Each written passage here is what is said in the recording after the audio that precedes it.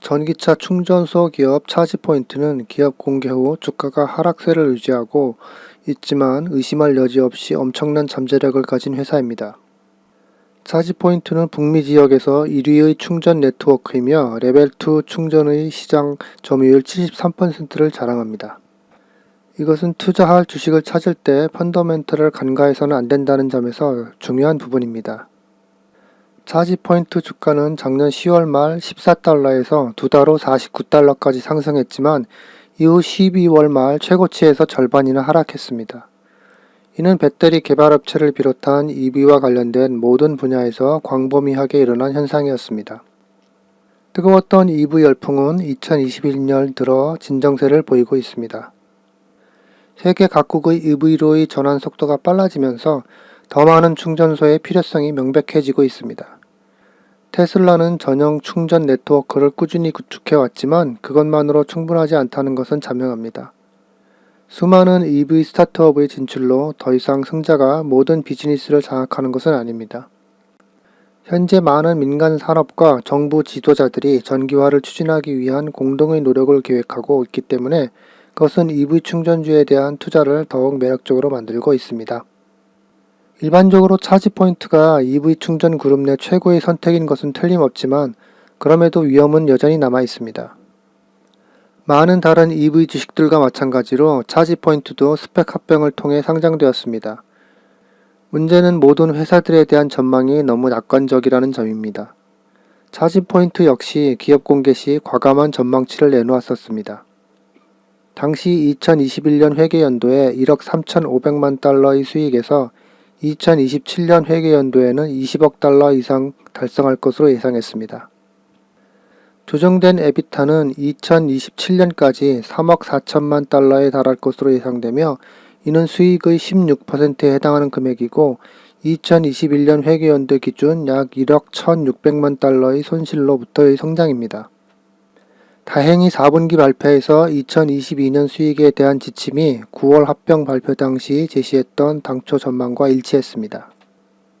하지만 이후 컨퍼런스 콜에서는 합병 당시 발표한 올해 약 31% 수치를 달성할지 명확하지 않다고 합니다. 4월에 2022년 회계연도에 대한 지침에 대한 확정을 못하는 상황에서 9월에 2027년 회계연도를 계획한다는 것은 회의론적 시각을 불러일으킵니다. 만약 경영진이 1년도 채 지나지 않아 전망치를 변경한다면 투자자들의 회사에 대한 믿음이 약해질 수 있습니다. 시가총액 70억 달러에 달하는 가치평가를 가진 기업에게 이러한 예상은 여전히 합리적으로 정확해야 합니다. 그리고 이러한 예상치를 그대로 이룬 주식은 엄청난 상승을 이룬 구글 같은 성장주들에 해당합니다. 차지포인트가 반드시 그런 주식들 중 하나는 아닙니다. 또 다른 위험 요소 중 하나는 상품 마진에 있는 것으로 보입니다. EV 충전소에 대한 오랜 고민 중 하나는 상품화에 있습니다. 일단 상품화되면 일반적으로 가격 결정력이 거의 없어집니다. EV 충전소의 경우 하드웨어와 전기는 대부분 원가로 제공되고 실질적 수익은 소프트웨어 부분에서 만들어지게 됩니다. 이것은 차지포인트의 장기 계획과 비슷합니다. 회사는 소프트웨어 중심의 반복적 매출로 총이익이 증가할 것으로 기대한다고 했습니다. 물론 이러한 우려는 기우에 그칠 수도 있습니다. 차지포인트 낙관론자들은 기회가 충분히 크다고 주장하며 마진이나 성장이 주식의 대세를 바꾸지는 않는다고 생각합니다. 하지만 EV와 스펙의 열기가 식은 주식시장에서는 이런 작은 것들이 중요하게 작용할 수도 있습니다. 장기적인 관점에서 보면 마진 측면에 약점이 있으면 최고의 성장을 이루는 데 부담이 됩니다. 차지포인트는 블링크, 폭스바겐, 유닛 아메리카와 다른 많은 회사들과의 경쟁에서 이겨야 합니다. 그것은 상대적으로 새로운 시장인 유럽에서의 성공을 포함합니다. 4분기 실적 발표에서는 차지포인트가 유럽 지역 사업에서 강세를 보였지만 TPG 페이스 베네피셜 파이낸스와 합병하고 있는 EV박스가 선두주자로 자체 스펙 자본을 활용해 미국 시장에 진출하고 있습니다. 이러한 경쟁의 우려에 더해서 또 다른 문제는 집 이외에서의 충전의 필요성은 얼마나 클 것인가 하는 점입니다. EV가 보편화되면 가정용 충전기는 공용 충전소와의 차이점이 적어집니다. 이는 차지포인트의 시장을 제한하는 결과를 가져오게 될 것입니다. 그렇다고 해서 이런 문제들이 차지포인트 주식을 손절해야 하는 주식으로 만들지는 않습니다.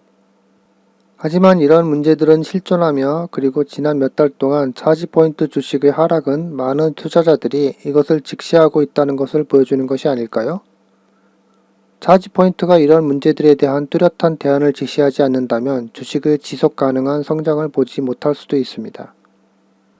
4월 들어 차지포인트 주가가 19%나 급등하기도 했었는데 이는 전국 고속도로 충전 협력 사업과 관련해서 나온 것입니다. 현재까지 차지포인트 및 나쏘는 15개의 DC 급속 충전 스팟을 설치했습니다.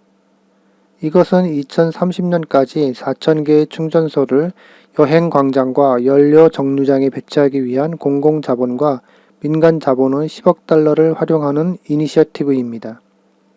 리사 멀링스 나쏘 사장 겸 CEO는 차지포인트와 함께 전기 자동차 운전자가 신뢰할 수 있는 연료를 공급할 수 있도록 하기 위해 국내의 방대한 연료 소매 네트워크를 활용하고 있다고 말했습니다. 블룸버그는 EV가 2025년까지 전체 판매 차량의 10%를 차지하며 2030년에는 29% 이상으로 증가할 것으로 추산하고 있습니다. 조 바이든 대통령의 광범위한 EV 투자 요구와 기후변화에 대처하기 위한 계획의 일환으로 전기 자동차 홍수를 예상할 수 있습니다. 그 후 EV 충전 분야에서 다양한 제품과 서비스를 위한 거대한 시장이 창출될 것입니다. 그러면 차지포인트를 비롯한 여러 기업이 혜택을 누릴 수 있습니다. 이 패키지는 EV 구매자를 위한 자금과 충전 인프라를 활성화하기 위한 프로그램 등 EV 채택을 장려하기 위해 배정되는 1,740억 달러를 지원할 예정입니다. 차지포인트는 도시와 시골 지역 및 고속도로에서 충전 접근성을 크게 확장하기 위한 지속적인 노력의 일환으로 나스와 협력하여 목표 달성에 상당한 진전을 봤다고 합니다. 결론적으로 차지포인트 주식은 EV 충전 사업의 중심에 있는 것은 틀림없지만 주가 변동성과 앞서 언급한 문제점들로 인한 회의적인 시각이 있습니다. 하지만 주가가 12월 사상 최고치보다 40% 이상 떨어졌다는 것은 만약 투자자들이 장기적으로 본다면 큰 이익을 볼 수 있는 저점 매수의 기회로도 생각할 수 있습니다. 차지포인트는 EV 시장에서 누가 1위를 하든 파트너가 될 것이라고 봅니다. 모든 EV 제조업체는 EV 충전 인프라를 필요로 할 것이고 차지포인트는 이 분야의 지배적인 기업이기 때문입니다. 교통 부분의 전기화 성장세가 지속될 것으로 판단된다면 이 주식을 관심 종목에 넣어야 할 것입니다. 시청해 주셔서 감사합니다.